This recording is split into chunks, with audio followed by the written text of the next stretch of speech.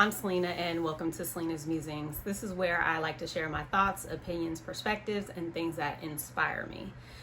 It has been a minute, actually a few months since the muse has come. I have not recorded or posted a video in some time, but I have felt compelled to share some thoughts in light of current events. That said, let's hop into it. I have made a number of musings on police brutality, and I feel a lot. I feel a lot right now, a lot of difficult feelings. So I'm going to keep this musing pretty short just so I can contain my blood pressure and my own mental well-being. So let's get straight to the point. There have been a number of murders of Black folks caught on tape, murders at the hands of current police officers, former police officers, making alleged citizens arrests, so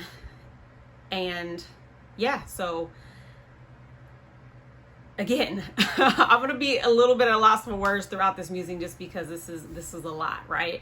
So Ahmaud Arbery murdered in February by some vigilante white supremacists, one of whom was a former cop. A lot of covering up until a tape was released, and now justice is being demanded. On May 25th, George Floyd was murdered with an officer with his knee on his neck for 8 full minutes, which is probably gonna be longer than this whole video. Okay, now there's tons of video content and other written content that breaks down the atrocities of these murders. I'm not going to get into that here. What I want to talk about and focus on in this musing is what I'm seeing as a lot of bandwagoning and posturing now that it is trendy in a lot of circles to say that Black Lives Matter. Now, some folks may say, well, why is it a problem if people are joining the movement? Isn't that what we want? Well, it's not a problem if people are sincerely inspired to join this movement. That's great. But the problem is when people are merely jumping on a bandwagon and using empty words and empty actions in order to align themselves with something that is seen as trendy or popular or politically correct. That is a problem, and I'm gonna break that down. Omari Hardwick's wife, and part of me that her name's escaping me right now, made a really interesting post on Instagram a couple days, maybe a week or so ago, when folks had decided to run 2.23 miles in honor of Ahmaud Arbery, since he was murdered on February 23rd. I was one of the people that did that run, but her thing was this.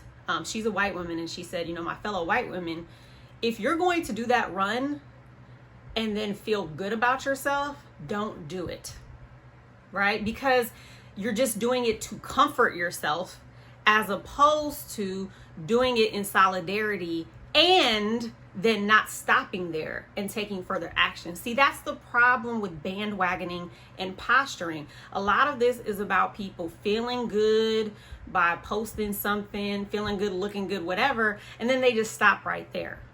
I've seen a lot of posts floating around with police officers, generally in liberal cities, kneeling with protesters. And that looks great, but my problem with that is, one, no shade, it looks kind of photo opish to me. Here's why it looks photo opish to me. If you are kneeling with protesters and, those pics are going up, whatever, what are you doing with your actual influence? Okay.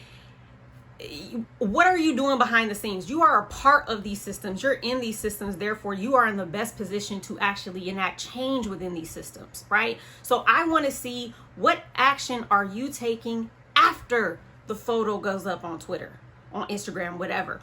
Are you initiating internal affairs investigations? Are you going to Congress to testify about internal corruption? Are you stopping police terror and brutality in the act portrayed by colleagues, right? What are you doing with your actual power and influence? It's not enough to just take pictures, right? It's not enough to do these kind of warm, fuzzy things. Dr. King has a quote that I paraphrase, requote all the time. And I'm going to paraphrase that right now, which is basically that you can't tell a person's character during times of comfort and convenience. It's in times of discomfort, inconvenience, and controversy that we see where people really stand. Okay? So when I see Donald Trump and George W. Bush suddenly releasing statements about there needing to be justice for George Floyd and we need to listen to Black people, days into the protest, that does not seem sincere to me, right? Because it has now become, less politically risque to make those statements specific to this incident, right? Like, it's so hard for people to argue that it was okay for this officer to have his knee on this man's neck in the street for 8 minutes. So now you have all of these folks who've been not only silent, but complicit in terror against Black people wanting to kind of jump on this bandwagon. And I'm not okay with it.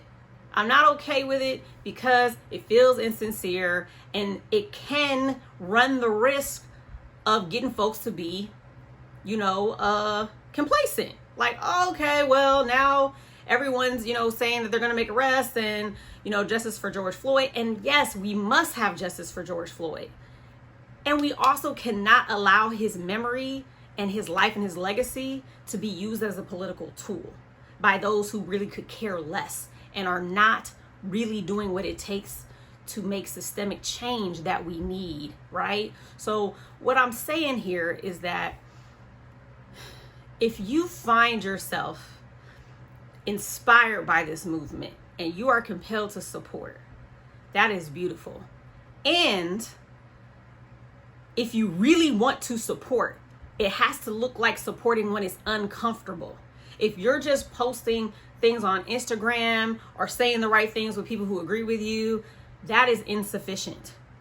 You need to be talking to folks who rabidly disagree with you, okay?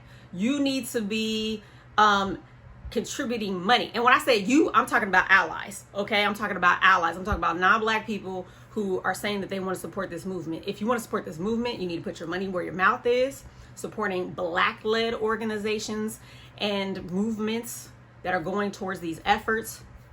You need to be having uncomfortable conversations and firm conversations with fellow white folks or non-Black folks who are on the wrong side of this issue, okay? You need to be educating yourself.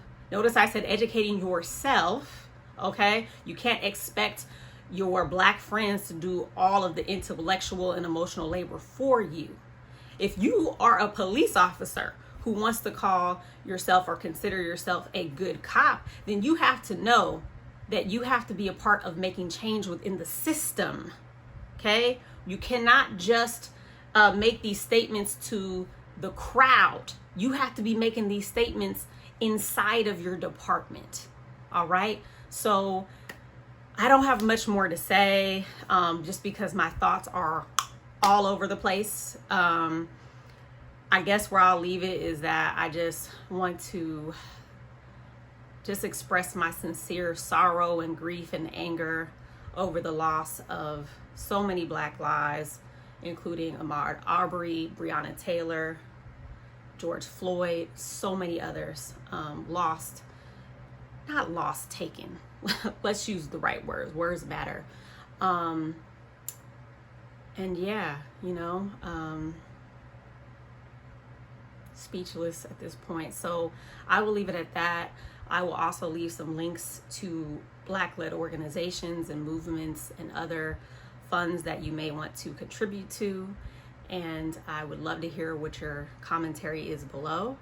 As always, any white supremacist comments will be removed. So if you have those kind of comments, you could keep them to yourself. Otherwise, I want to thank you for joining me. You are my muses. You inspire me.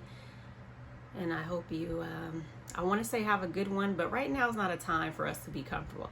I hope you have I hope you have an active one. I hope you get out there and you do something within your sphere of influence. All right.